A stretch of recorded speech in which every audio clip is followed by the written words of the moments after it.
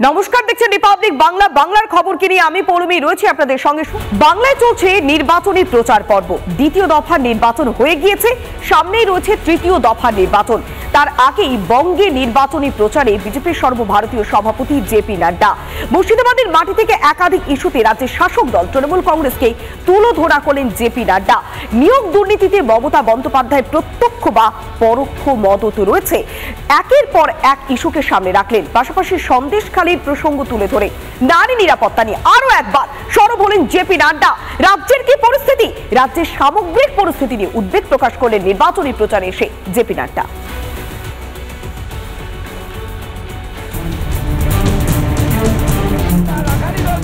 7ই মে তৃতীয় দফার নির্বাচন। তার আগে বাংলায় এসে পরপর দুটি সভা করলেন বিজেপির সর্বভারতীয় সভাপতি জেপি নাড্ডা। লোকসভা ভোটের মরশুমে এই প্রথম রাজ্যে এলেন নাড্ডা। প্রথমে বহরমপুরে বিজেপি প্রার্থী নির্মল সাহার সমর্থনে জনসভা করেন তিনি। বাংলায় এসে মোদী সরকারের উন্নয়নের খতিয়ান তুলে ধরেন। জানান, বিজেপি সরকার দেশকে নতুন মাত্রা এনে দিয়েছে। आज हम हर क्षेत्र में आगे हैं। ऑटोमोबाइल में हम तीसरे नंबर पर खड़े हैं, हमने जापान को पिछाड़ दिया। दवाई बनाने में भारत दूसरे नंबर पर खड़ा है। सबसे सस्ती और असरदार दवा हम दुनिया में सबसे ज्यादा एक्सपोर्ट कर रहे हैं। 138% हमारा एक्सपोर्ट बढ़ गया है। একই সঙ্গে এদিন তৃণমূল সরকারের দুর্নীতি নিয়েও সরব হন বিজেপির সর্বভারতীয় সভাপতি। তৃণমূল সরকার সন্ত্রাসকে প্রশ্রয় দেয় বলেও দাবি করেন নাড্ডা। बोलो, टीएमसी के नेताओं के घर से पैसे निकले कि नहीं निकले? रुपयों का गड्डी निकला कि नहीं निकला?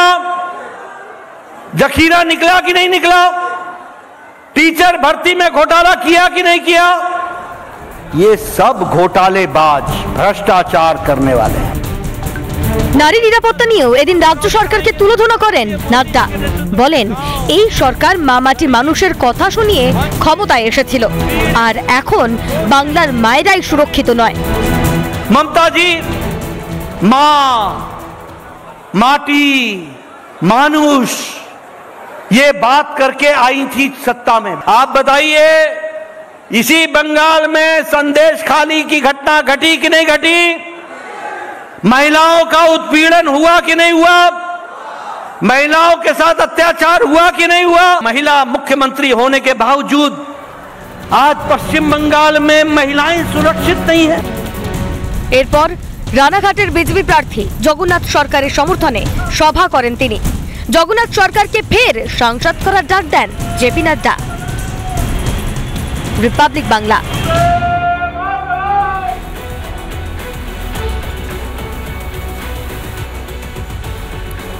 জোর কদমে চলছে নির্বাচনী প্রচার। এবার নিজের গড়ে নির্বাচনী প্রচারে ঝড় তুললেন বিরোধী দলনেতা শুভেন্দু অধিকারী।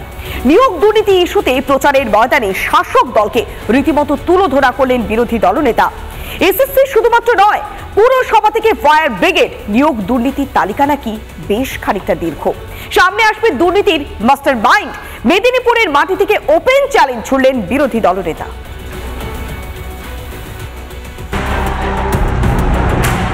भारत माता की जय, भारत माता की जय श्री राम। शुभेंदु बाबू जिंदाबाद, नरेंद्र मोदी जिंदाबाद। পূর্ব মেদিনীপুর নিজের গড়েই নির্বাচনী প্রচারে একেবারে ররংদেহী মেজাজে বিরোধী দলনেতা শুভেন্দু অধিকারী। 5400 অযোগ্য, এই 5400কে বাঁচানোর জন্য টাকা তুলেছে 18-20 লাখ করে। এদের বাঁচানোর জন্য 20,000 যোগ্য লোককে বলি দিয়েছে। শুধুমাত্র এসএসসি নয়, এসএসসি থেকে পিএসসি, এরপরে মিউনিসিপ্যালিটি ফায়ার ব্রিগেডের দুর্নীতির সামনে আনার হুঁশিয়ারি দেন বিরোধী দলনেতা। एसएससी स्कैम तो पहला ढकी है, अभी तो पीएससी, म्युनिसिपल, फायर ब्रिगेड बाकी है। এখনো সংজ্ঞা হয়নি। এই পিসিআর ভাইপোকে কি করি আমরা, দেখতে থাকুন আপনি। নির্বাচনী ময়দানে জোর প্রচার, সেখানে ওপেন চ্যালেঞ্জ। বলে মেদিনীপুর গদ্দার, আরে আমাকে বললে আমি বুঝে নেব, একবার হারিয়েছি আবার হারাবো। তোমার আলালে দুলালকে জেলে ঢোকাবো, যা বলি ভেবে বলি, আর যেটা বলি করে দেখাই। কেষ্ট তমলুকের ময়দানে বিজেপি প্রার্থী অভিজিৎ গাঙ্গুলি বনাম তৃণমূলের দেবাংশু, তুলনা টানলেন শুভেন্দু। এবারের ভোটে একদিকে গঙ্গা, নাম তার অভিজিৎ গাঙ্গুলি, অন্যদিকে নর্দমা, নাম তার ভাটাংশু। নর্দমার কাদা ঘাটবেন না মা গঙ্গায় দাঁড়িয়ে বলবেন সূর্যদেবকে প্রণাম করে ওম শান্তি। জোর কদমে চলছে নির্বাচনী প্রচার। 1 ইঞ্চিও জমি ছাড়তে নারাজ শাসক বিরোধী কোন পক্ষই। এর মাঝে শুভেন্দু চ্যালেঞ্জ অনুযায়ী ঐতিহাসিক পূর্ব মেদিনীপুরে ফুটবে কি পদ্ম নাকি ঘাসফুল? প্রসূন ব্যানার্জি ও এলিনা ভট্টাচার্যের রিপোর্ট, রিপাবলিক বাংলা। বন্ধ বাড়ি, তাতে নেই কোনো বিদ্যুতের সংযোগ। বাড়ির মালিকের নাম আবু তালেব মোল্লা। মেঝে খুঁড়ে মাটির ভেতর থেকে অস্ত্র উদ্ধারের পর থেকে ফেরার আবু তালেব মোল্লা। কোথায় গেলেন তিনি? এখন তারই খোঁজ করছেন তদন্তকারীরা। অন্যদিকে আবু তালেবের বাড়ি থেকে বিপুল পরিমাণে অস্ত্র উদ্ধার করা হয়েছে এবং যে অস্ত্রগুলোকে ব্যালিস্টিক পরীক্ষা করতে চাইছে সিবিআই। সন্দেহ এটাই যে এই অস্ত্রই হয়তো ব্যবহার করা হয়েছিল ইডি আধিকারিকদের উপরে হামলার দিন।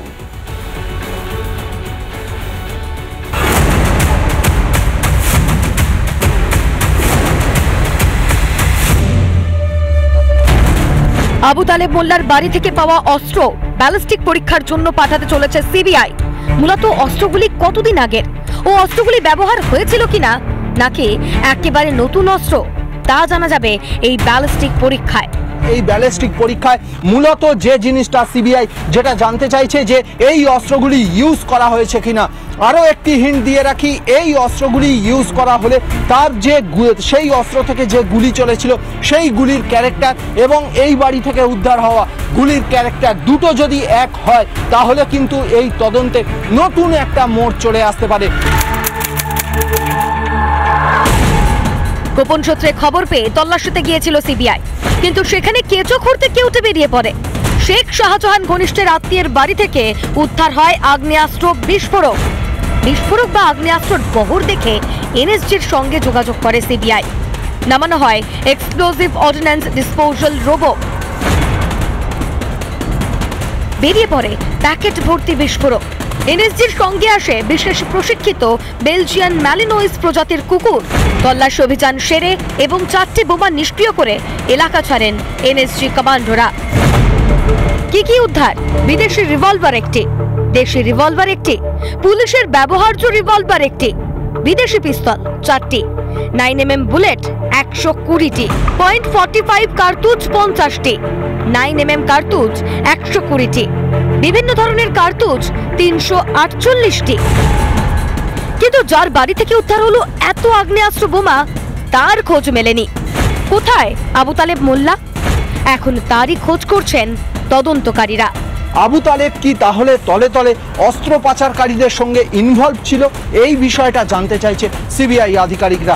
আপাতত সিবিআই আবু তালেবের বাড়ি থেকে পাওয়া আগ্নেয়াস্ত্রের ব্যালিস্টিক পরীক্ষা করে ডিটেইল রিপোর্ট পেতে চাইছে। এদিকে ইডির উপর হামলার ঘটনায় নতুন ধারা যোগ করতে চলেছে সিবিআই। শেখ শাহজাহান মামলায় এবার অস্ত্র আইন ও বিস্ফোরক আইন যুক্ত করতে চলেছে সিবিআই। সোমবারই বসিরহাট আদালতে সিবিআই এই অস্ত্র আইন ও বিস্ফোরক আইন যুক্ত করার আবেদন করতে পারে বলে সূত্রের খবর। রিপাবলিক বাংলা। রাজ্যে রাজনৈতিক পরিস্থিতি এবং সামগ্রিক যে সামাজিক পরিস্থিতি তাতে বেশ খানিকটা তাপমাত্রার পারদ বেড়েছে। আর এর মাঝে চাঁদি ফাটা রোদ্দুরে টাহি অবস্থা রাজ্যবাসী। বুধবার পর্যন্ত জারি লাল সতর্কতা। তবে কিছুটা হলেও স্বস্তির বার্তা দিল আবহাওয়া দপ্তর। রাজ্যের 5 জেলায় বৃষ্টির পূর্বাভাস। পূর্ব এবং পশ্চিম মেদিনীপুর, ঝাড়গ্রাম, পুরুলিয়া এবং বাঁকুড়াতে হতে পারে বিক্ষিপ্ত বৃষ্টি।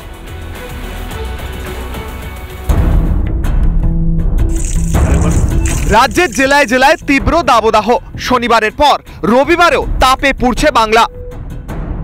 তাপে জ্বলছে বাঁকুড়া। দিনের পর দিন তাপমাত্রার পারদ ক্রমশ বেড়েই চলেছে, যার ফলে নাজেহাল পরিস্থিতি বাঁকুড়াবাসীর মধ্যে। এবছরে এখনো পর্যন্ত 44.6 ডিগ্রি তাপমাত্রা পৌঁছে গিয়েছে এবং 45 ডিগ্রি ছুঁই তাপমাত্রা প্রায় কয়েক সপ্তাহ ধরে চলছে। এই পরিস্থিতি যে শুধু বাঁকুড়া জেলাতে এমনটা নয়, দক্ষিণবঙ্গের সর্বত্রই কিন্তু এই একই চিত্র। ঝাড়গ্রামের কি ছবি আমাদের প্রতিনিধি রবীন্দ্রনাথ তুলে ধরবে। একেবারে মিনময়, বাঁকুড়ার সাথে সাথে ঝাড়গ্রামও তাপের দহন অব্যাহত রয়েছে। ঝাড়গ্রামের সর্বোচ্চ তাপমাত্রা আজ প্রায় 44 ডিগ্রি সেলসিয়াসের কাছাকাছি। ঝাড়গ্রামেও লাল সতর্কতা জারি করা হয়েছে হাওয়া অফিসের তরফে। নাজেহাল হয়ে উঠছেন ঝাড়গ্রাম জেলার বাসিন্দারা। বেলা বাড়ার সাথে সাথে রাস্তাঘাট একেবারে শুনশান হয়ে যাচ্ছে। জঙ্গলে খাওয়ার পানীয় জলের সংকট দেখা দিলে লোকালয়ে ঢুকে পড়ছে দাঁতাল হাতি। এরপর আমরা পুরুলিয়ার আপডেট জানবো অরবিন্দর কাছ থেকে। দেখো রবীন্দ্রনাথ, শুধুমাত্র ঝাড়গ্রাম জেলায় নয়, পুরুলিয়া জেলাতেও তাপপ্রবাহের কারণে কিন্তু সাধারণ জনজীবন একেবারে বিপর্যস্ত হয়ে পড়েছে। এই তীব্র দাবদাহের কারণে কিন্তু পুরুলিয়ার জলস্তর অনেকটা নিচে নেমে গেছে, যার কারণে জলসংকট দেখা দিচ্ছে জায়গায় জায়গায়। বীরভূমের কি অবস্থা রয়েছে আজকে, কেমন বা তাপমাত্রা রয়েছে তা জেনে নিব মনোরঞ্জনের কাছ থেকে। বৈশাখ মাসে প্রচন্ড গরম, তীব্র দাবদাহের কারণে নাজেহাল হতে হচ্ছে বীরভূমবাসীকে। পথ চলতি মানুষের গলদঘর্ম অবস্থা। ঠান্ডা পানীয়ের যেমন চাহিদা বেড়েছে, পাশাপাশি কিন্তু তরমুজের চাহিদাও তুঙ্গে উঠেছে, অন্তত এমনটাই বলছেন ফল বিক্রেতারা। তা পরিবহন শ্রমিক যারা রয়েছেন তারাও বলছেন যে বাসে যাত্রীদের দেখা মিলছে না সেভাবে। রাজ্যের বিভিন্ন জেলাগুলিতে তাপপ্রবাহর সতর্কতা বাণী শোনা গেছে আবহাওয়া দপ্তরের তরফ থেকে। নদিয়াতে চলে গেছে কর্কটক্রান্তি রেখা, যার ফলে এখানে কিন্তু উষ্ণতা যথেষ্টই বেশি। এতে গেল নদিয়ার চিত্র। এবার আমি চলে যাব সরাসরি আসানসোলে। সেখানে আমাদের আরেক প্রতিনিধি রয়েছে ব্রজ ব্যানার্জি। ব্রজ, তোমার ওখানকার ওয়েদার আপডেটটা একটুখানি জানাও। দেখো, নদিয়ার পাশাপাশি আসানসোল শিল্পাঞ্চলের যদি বলো, আসানসোলের শিল্পাঞ্চলেও কিন্তু স্বস্তির তেমন কোনো লক্ষণ এখন পর্যন্ত দেখা যাচ্ছে না। অসুস্থ মানুষ রয়েছেন, বয়স্ক মানুষ, শিশুরা, তারা কিন্তু চরম সমস্যায় পড়ছেন, চরম ভোগান্তিতে তারা কিন্তু রয়েছেন। পাশেই দুর্গাপুর শিল্পাঞ্চলের পরিস্থিতিটা কোন জায়গায়, সেখানে তাপমাত্রা কেমন, সেখানকার মানুষের পরিস্থিতি কেমন রয়েছে, কোন জায়গায় রয়েছে এই তাপমাত্রা। দুর্গাপুর, পানাগড় এত গরম, 44 থেকে 45 ডিগ্রি তাপমাত্রা।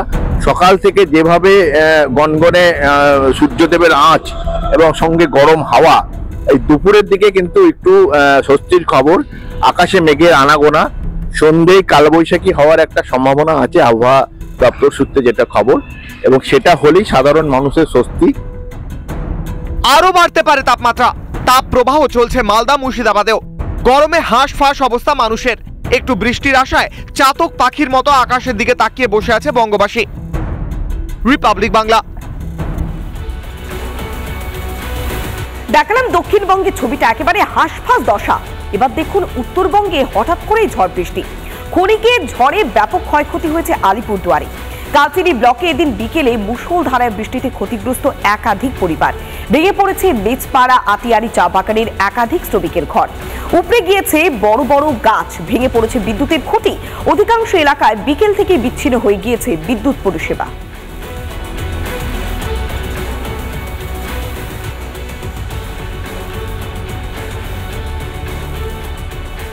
आज तो मोटामोटी 7 जो ऐसा घर तो ख़त्म कर दिए, तो पूरा मैंने आदमी डर के बैठा है। दिन में रात में आने से और क्या क्षति हो जाएगा वो तो हम लोग को भी पता नहीं था। वैसा मैंने डर तो हुआ है पूरा। मैंने 8 नंबर ज़्यादा, 8 नंबर में हुआ है। স্টেজ ভেঙে বিপত্তি। অল্পের জন্য দুর্ঘটনার হাত থেকে রক্ষা পেলেন বনগাঁ লোকসভার বিজেপি প্রার্থী শান্তনু ঠাকুর। ওই মঞ্চে ছিলেন বিধায়ক অশোক কীর্তনিয়া এবং বিধায়ক সুব্রত ঠাকুর। রবিবার সন্ধ্যেতে ঘটনাটি ঘটে গোবরডাঙ্গার পিকোল মোড় এলাকায়। বনগাঁ লোকসভার বিজেপি প্রার্থী শান্তনু ঠাকুরের সমর্থনে একটি মিছিলের আয়োজন করা হয়। গোবরডাঙ্গা এলাকায় মিছিল শেষে স্টেজে উঠে বক্তব্য রাখতে গিয়ে ঘটে এই বিপত্তি।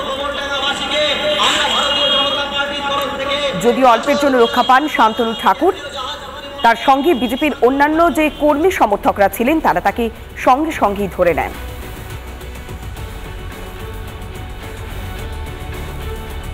কোনো ভাঙা প্রশ্নই আছে না এখানে।